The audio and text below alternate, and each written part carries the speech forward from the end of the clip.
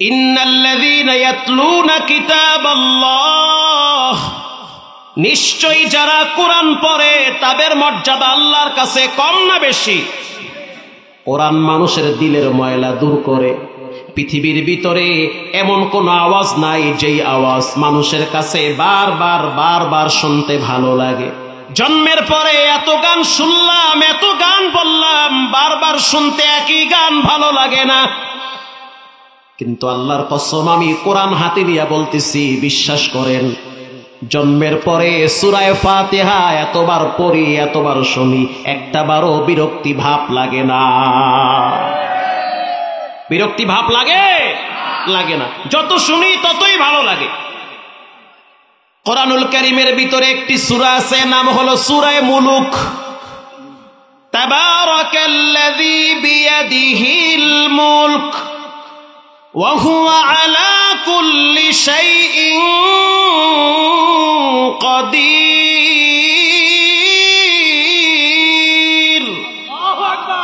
এটা কেউ যদি পড়ে আল্লাহ তার কবরের আযাব মাফ কইরা দেয়। এশারের পর পড়া লাগে। চাচা বিড়ি বুড়ি বাদ দিয়ে একটু পড়েন, মাঝে মাঝে চায়ের দোকানে 10 মিনিট সময় কমায় দিয়া একটু কোরআন শরীফটা খুইলা একটু পড়েন। সূরা মুলুক, কোরআনে একটি সূরা আছে, সূরার নাম সূরা ওয়াকিয়া। নাম কি? একটু মুখটা গোল কইরা জিহ্বা দিয়ে ঠেলা দিয়া কম ওয়াকিয়া। এটা তো আইবার চায় না, ভিতরে দিয়া ইবলিস কইতেছে দূর বেটা, বাদ দে। সূরার নাম সূরা ওয়াকিয়া। আল্লাহু আকবার বলেন। এটা পরীক্ষিত সূরা, আমিও পড়ি, আলহামদুলিল্লাহ, আল্লাহ ঠেলা বরকত দিতে আছে। যে ব্যক্তি সূরা ওয়াকিয়া পড়ে, তামবিহুল গাফিলিনে আসছে, আল্লাহ পাক তার রিজকে বরকত বাড়ায়া দেয়। ম্যাক্সিমাম মাদ্রাসাগুলায় দেখবেন যে মাদ্রাসার অধিকাংশ ছাত্র ওস্তাদরা প্রতিদিন মাগরিবের পরে সূরা ওয়াকিয়া পড়তেই হবে, পড়বেই। এত বড় বড় মাদ্রাসা কেমনে চলে? আল্লাহ চালাইলে চলে, বান্দা চালাইলে চলে না। বলেন, চালানোর মালিক কে? আল্লাহ চালায়। ইন্নাল্লাযীনা ইয়াতলুনা কিতাবাল্লাহ, নিশ্চয়ই যারা নিয়মিত কোরআন তেলাওয়াত করে। কোরআন হলো ঔষধ, কোরআন হলো ঔষধ, কোরআন হলো মেডিসিন। ওয়া নুনাজ্জিলু মিনাল কুরআনি মা হুয়া শিফাউ ওয়া রাহমাতুল লিল মুমিনিন। কোরআন হলো ঔষধ, কোরআন হলো বাতি, কোরআন হলো নূর। কোরআন যদি আপনার ঘরে থাকে, খালি কোরআন রাখলে হবে না, কোরআনওয়ালা সন্তান তৈরি করা লাগবে। মেয়ের জামাই সেও কোরআন পড়ে না, নিজেও পারেন না, মেয়েটাও পারে না, ছেলেও পারে না, তো পারে না কোন ছাতা? নিজেও পারেন না, মেয়েও পারে না, মেয়ের জামাইও পারে না, সন্তানও পারে না। আপনি কেমন মুসলমান? আপনি আছেন টিভি আর বিড়ি নিয়ে ব্যস্ত, আপনার স্ত্রী আছে কিরণমালা আর জি বাংলা নিয়ে ব্যস্ত, আপনার সন্তান আছে পাবজি আর ফ্রি ফায়ার নিয়ে ব্যস্ত। আপনি আর কতদূর ভালো আছে? আপনি মোটেও ভালো নাই, আপনি আছেন সবচেয়ে বড় বিপদে। কোরআন হলো ঔষধ, কোরআন হলো বাতি, কোরআন হলো নূর। কষ্ট হয় আপনাদের? বিশ্বাস করেন, আমাদের কুয়াকাটায় একজন নতুন এসপি হয়েছে, হয়তো পত্রিকায়ও দেখছেন, নতুন এসপি হয়েছে কুয়াকাটায়। যুবক মানুষ, দেখতে অনেক সুন্দর, মাশাআল্লাহ। একসাথে ঘুরতাম, একসাথে খাইতাম, হঠাৎ শুনলাম এসপি হয়ে গেছে। সৎ অফিসার, হয়তো এখন বরগুনা অথবা জালকাঠিতে আছে। জানুয়ারি মাসে প্রচন্ড শীতে মাহফিল ছিল গ্রামে, ফজরের নামাজের টাইমে বাসার থেকে গেলাম মসজিদে। এমন শীতের শীত, পানিতে হাত দিলে মনে হয় হাত কাটতে যায়, জম্মের ঠান্ডা। ট্যাঙ্কির পানি দেখি কমেই না। মুয়াজ্জিম সাহেবরে বললাম, কি ব্যাপার, পানি এত ঠান্ডা কা? পানি তো আমি উড়াই না, 1 সপ্তাহ আগে উড়াইছি, ওইরকমই আছে। ও আল্লাহ, কয় কি? মানুষ উজুই করতে চায় না। এরম এরম ট্যাঙ্কির পানি নাই, অভাব নাই। শীতের দিনে টের পাওয়া যায় ট্যাঙ্কির পানির কি মূল্য। গরমের দিনে ওরে আল্লাহ, চাচাই দেখি গোসল করে হে উজু করতে গিয়ে, আর শীতের দিনে হাত দিয়ে জম্মের ঠান্ডা, কোনো মতে মুছতে পাইছে। আল্লাহু আকবার। ফজরের নামাজের টাইমে এসপি সাহেব দেখলাম প্রথম কাতারে খাড়াইছে। পুরি আল্লাহ, আমি কি ঠিক দেখতে আসলে ঠিক দেখতে আসি? নামাজ শেষ হওয়ার পর প্রশ্ন করলাম, ভাই ফজরের টাইমে তো এত বড় অফিসার মসজিদে আসার কথা না।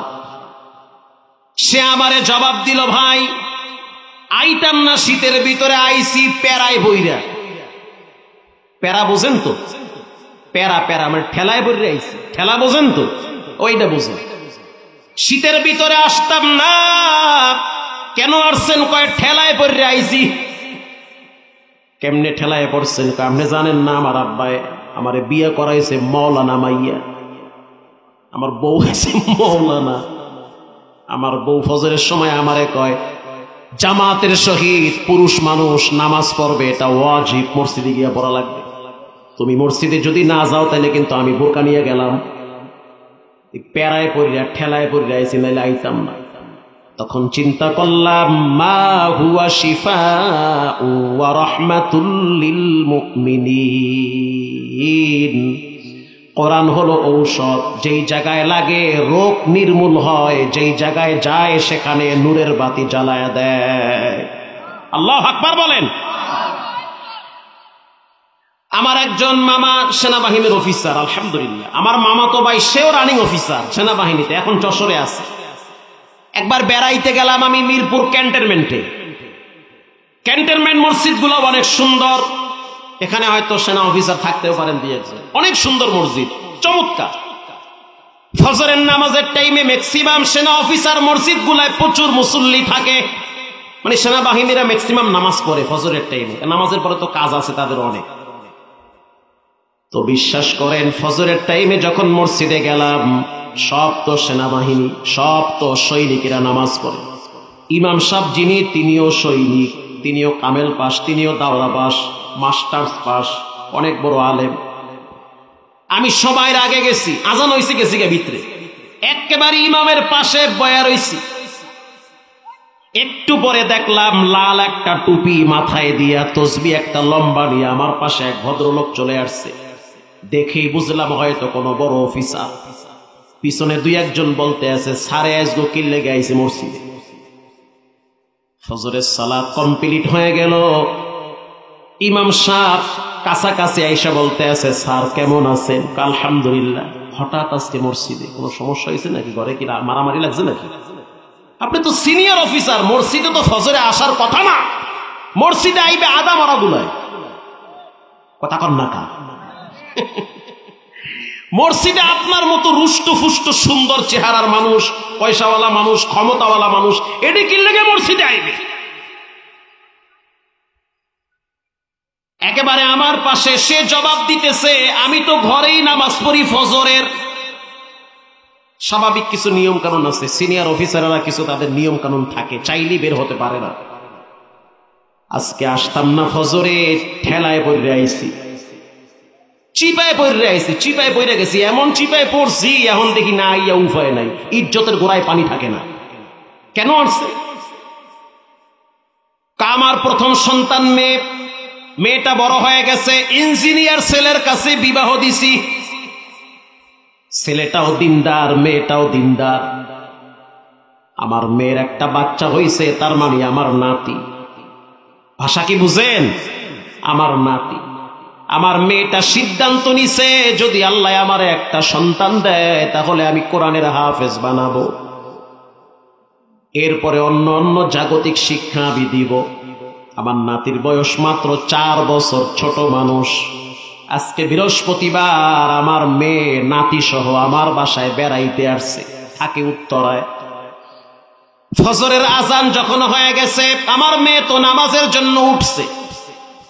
আমার জামাই মোরামরি করতেছে, হয়তো সে লাস্টে উঠবে।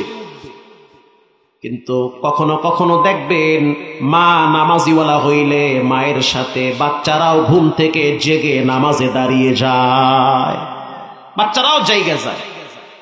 রমজান মাসে মা যদি সাহারি খায়, দেখবেন 4 বছরের বাচ্চাটাও জাগ্রত হয়ে রোজা রাখার জন্য পাগল হয়ে যায়। যেই ঘরের মা কিরণমালার জি বাংলার রিমোট নিয়ে খালি সিরিয়াল পাল্টায়, ওই ঘরের সন্তানরা সারাদিন কার্টুন আর মোবাইল নিয়ে ব্যস্ত থাকে। দেখে দেখে হে হে। প্রিয় ভাইয়েরা আমার, এবার যখন আমি ফজরের নামাজের টাইমে দেখলাম মেয়েটা উঠছে, নাতি উঠছে, মজার বিষয় হলো আমি তো আমার ওয়াইফকে নিয়ে পাশের রুমে ঘুমাই, তার মানে নানার নানি দুইজনে অন্য রুমে আছে। আমার নাতিকে দেখলাম আমার রুমে আইসা দরজা ধাক্কাইতে আছে, নানু ভাই, ও নানু ভাই উঠবা না, আজান তো হয়ে গেছে, মসজিদে কি যাবা না? আল্লাহু আকবার বলেন। ও তো ছোট মানুষ, আমি যে অফিসার সেটা তো বুঝে না। বাচ্চারা যা দেখে তা শিখে, বাচ্চারা সাধারণত অনুকরণীয় হয়। যখন আমার নাতি বারবার দরজায় নক করতেছে, দরজা ফাঁক কইরা বলতেছে, নানু ভাই তুমি তোমার মায়ের সাথে নামাজ পড়ো, আমি আমার রুমে নামাজ আদায় করব। তখন আমার নাতি বলতে আছে, হবে না, এটা মানি না আমি। উস্তাদজি বলছে ফজরের নামাজের টাইমে পুরুষ মানুষ মসজিদে গিয়া নামাজ পড়া লাগবে। আমার উস্তাদজি সত্য বলেছে, তুমি কেন মসজিদে যাবা না? আমি ওরে এত বুঝাইলাম, না যাব না, আমি এখানেই নামাজ পড়ি, চলো দুইজনে মিলে উজু করি। কয় উজুর গুল্লি মারি, তোমারটা তুমি করো, আমারটা আমি করবো। ও তো বাচ্চা মানুষ। একটু পরে আমার নাতিকে দেখলাম, সে আমারে বলতে আছে, যদি তুমি মসজিদে না যাও তাহলে আমি সবাইকে বলে দেব বেনামাজি নানু আমার পচা। তখন চিন্তা করলাম যে আমার বেআইন যদি শুনে যে নাতি বলতে আছে আমার নানু পচা, আমার ইজ্জতের গোড়ায় পানি থাকবে না। এই জন্য চিন্তা করলাম তাড়াতাড়ি টুপি নিয়ে মসজিদে দৌড় মারি। وَنُنَزِّلُ مِنَ الْقُرْآنِ مَا هُوَ شِفَاءٌ وَرَحْمَةٌ لِّلْمُؤْمِنِينَ।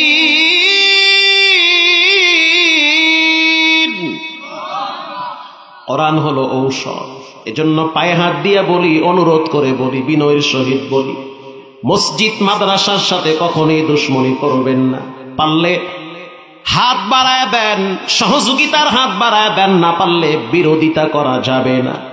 কারণ আপনার জন্য মসজিদের পালকিটা অপেক্ষায় আছে, দোকানের কাপনের কাপন হয়তো রেডি হয়ে অপেক্ষায় আছে, কোন জায়গার বাস আপনার জন্য নাম ধইরা ধইরা ডাকতেছে। রে যুবক, শুনে নাও, সময় থাকতে কোরআনটারে বন্ধু বানাও। রাসূল বলেছেন মানুষের মৃত্যুর পরে উদি আল মাইয়িতু ফি কবরিহি জা আল কুরআনু ইনদা রাসি।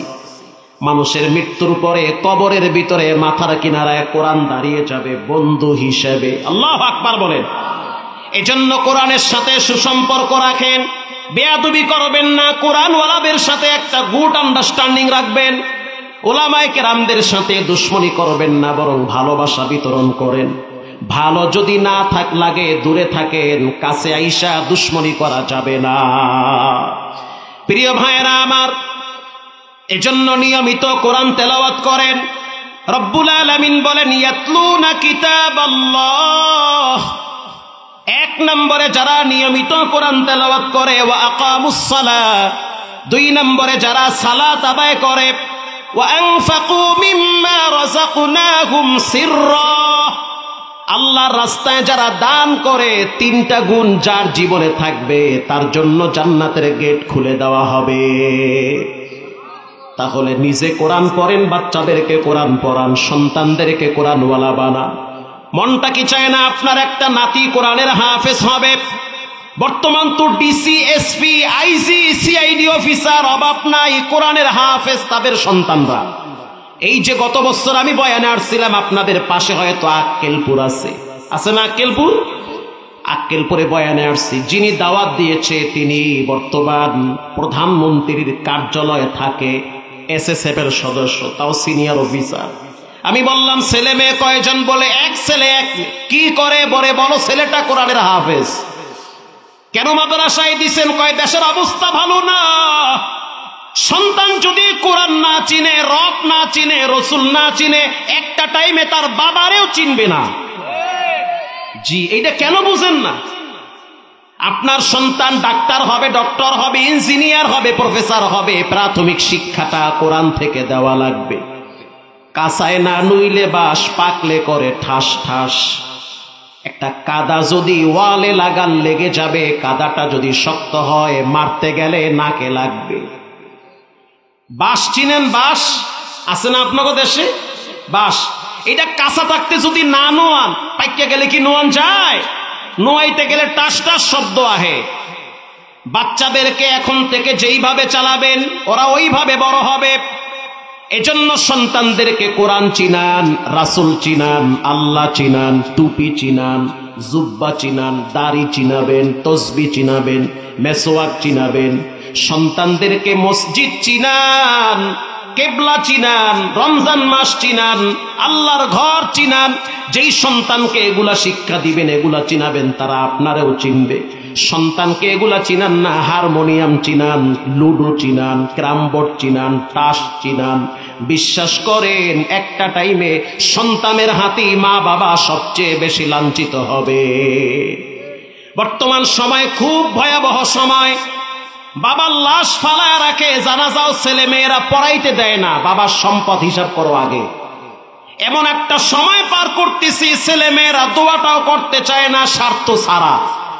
এজন্য আল্লাহর কাছে দোয়া করেন সন্তানগুলারে যেন আল্লাহ দিনদার বানায়। পাক্কা নিয়ত করে নেন, আজ থেকে কোনোদিন নামাজ ছাড়বো না, হারাম খাবো না, কোরআনের সাথে দুশমনি করব না, আল্লাহর রাস্তায় দানের ক্ষেত্রে কৃপণতা করব না। দিলটা যদি ভালো থাকে, ভালো লাগে, তওবার নিয়তে দুইটা হাত আল্লাহকে দেখায়া দাও। নারায়ে তাকবীর। আয় আল্লাহ, এই হাতগুলো আপনি কবুল করে নেন। জীবনে একবার খানায় কাবার কালো গিলাফের সাথে লাগাবেন, জোরে বলেন আমিন। রঙ্গে তাকওয়া, রঙ্গে সিদ্দিক, রঙ্গে দিন, তা'আবুদু বাকি বুয়াদ বর আবেদিন। একজন লোক উঠবেন না।